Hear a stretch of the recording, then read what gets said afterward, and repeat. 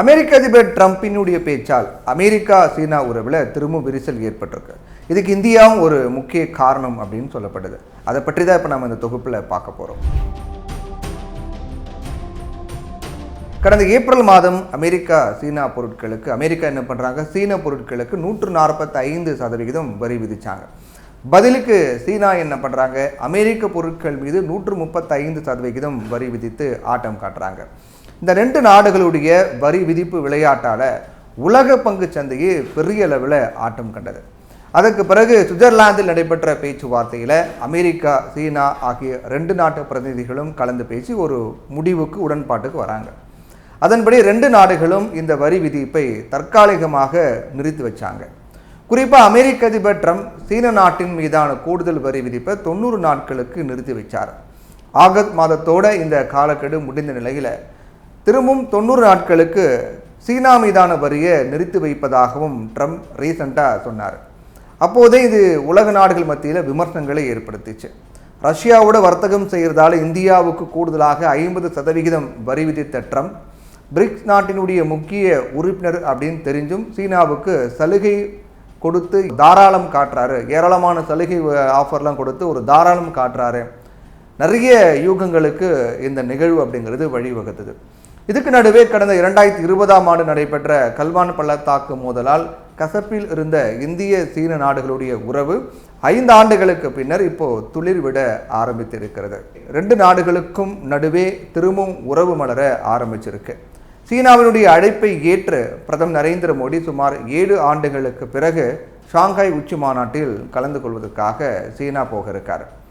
அதோட இந்தியாவுக்கு எதிரான ஏற்றுமதி தடையும் சீனா முழுமையாக நீக்கியிருக்காங்க.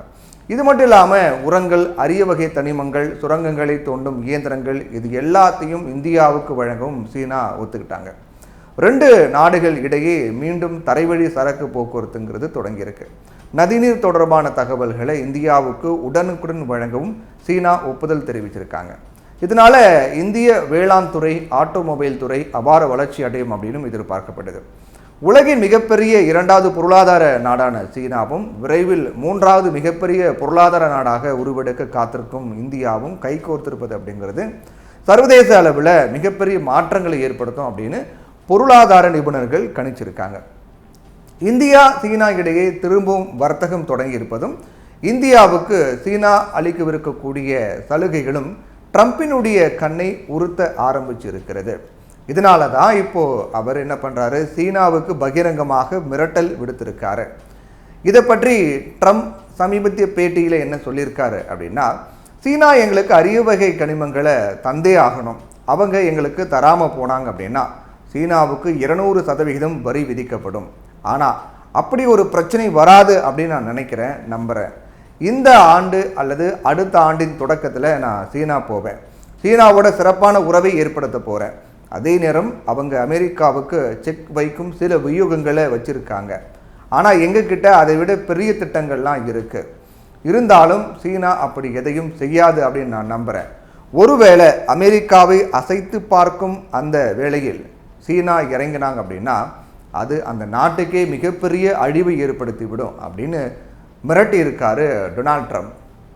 உலகிலேயே ரொம்ப அரிதான பல கனிமங்கள் சீனாவில் இருக்குது. குறிப்பாக மின்சார வாகனங்கள், மொபைல் ஃபோன்கள், பேட்டரிகள், இது எல்லாத்திலும் பயன்படுத்தப்படக்கூடிய காந்த பொருட்கள் சீனாவில் தான் தயாரிக்கப்படுது. அதுக்கான அரிய வகை கனிமங்கள் சீனாவில் மட்டுமே கிடைக்குது. அமெரிக்காவுக்கு இத்தகைய காந்தங்கள் தேவை அப்படிங்கிறது நிலை இருக்கிறது. இதனால தான் வரி விதிப்பை நிறுத்தி வச்சதோட சீனா கிட்ட ஃப்ரெண்ட்ஷிப் பாராட்டவும் ட்ரம்ப் தொடர்ச்சியாக முயற்சி மேற்கொண்டு வரார்.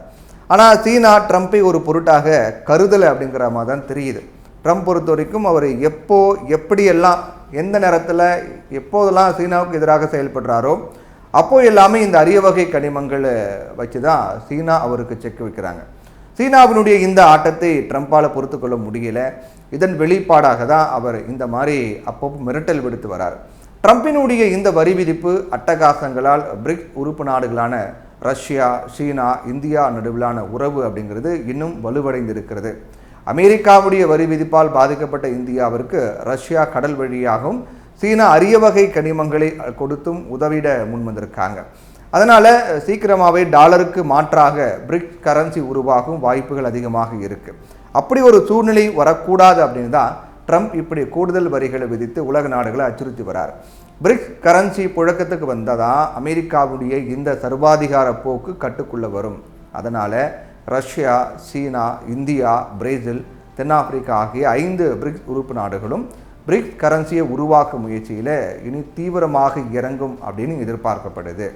மொத்தத்தில் பிரிக்ஸ் நாடுகளை சீண்டி ட்ரம்ப் தன்னுடைய சொந்த காசில் சூனி வைத்துக்கொள்ள ஆரம்பித்து இருக்கார் அப்படிங்கிறதும் குறிப்பிட வேண்டிய விடயமாக இருக்குது.